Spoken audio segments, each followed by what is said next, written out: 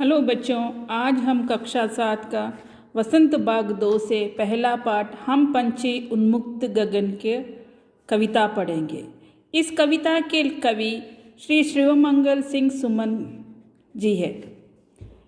कविता शुरू करने से पहले हम कविता के बारे में जानेंगे।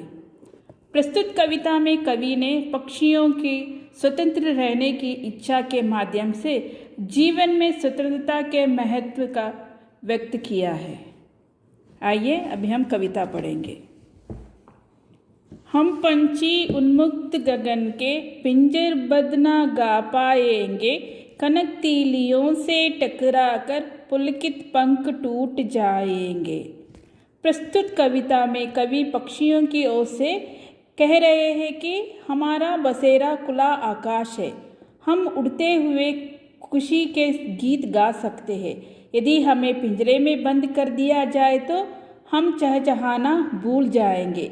आज़ादी पाने की इच्छा में हमारे कोमल पंख सोने की सलाखों से टकराकर टूट जाएंगे। हम बहता जल पीने वाले मर जाएंगे भूखे प्यासे, कई बली है कटुक निबोरी कनक कटोरी की मैदा से। इन पंक्तियों में कवि कह रहे हैं कि हम बहता हुआ जल पीना पसंद करते हैं, पिंजरे में बंद होकर तो हम भूखे प्यासे मर जाएंगे। हमें सोने की कटोरी में मिलने वाले दाने से अच्छा तो कड़वे नीम का फल खाना अच्छा लगता है।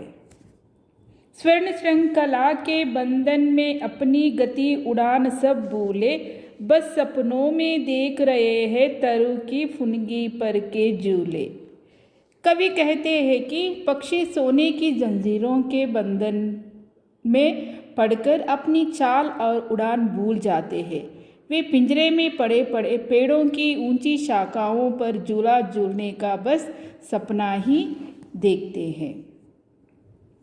ऐसे ते अरमान की उड़ते नीले नभ की सीमा पाने, लाल किरण सी चोच कोल चुगते तारक अनार के दाने। इन पंक्तियों में कवि कह रहे हैं कि पक्षियों की इच्छा खुले आकाश में उड़ने की है। उड़ते हुए वे आसमान की सीमा को छूना चाहते हैं।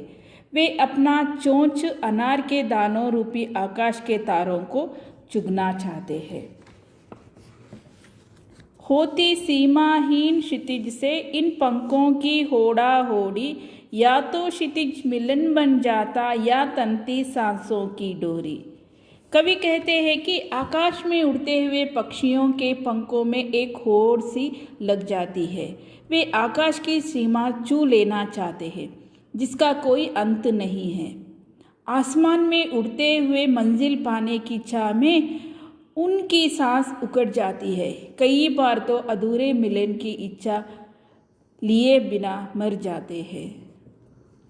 नीड़ न दो चाहे टहनी का आश्रय चिन्ह भिन्न कर डालो, लेकिन पंख दिए है तो आकुल उड़ान में विघ्न न डालो।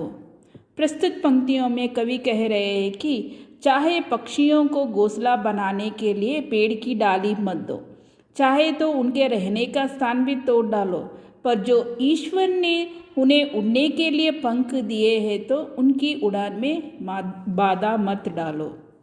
धन्यवाद।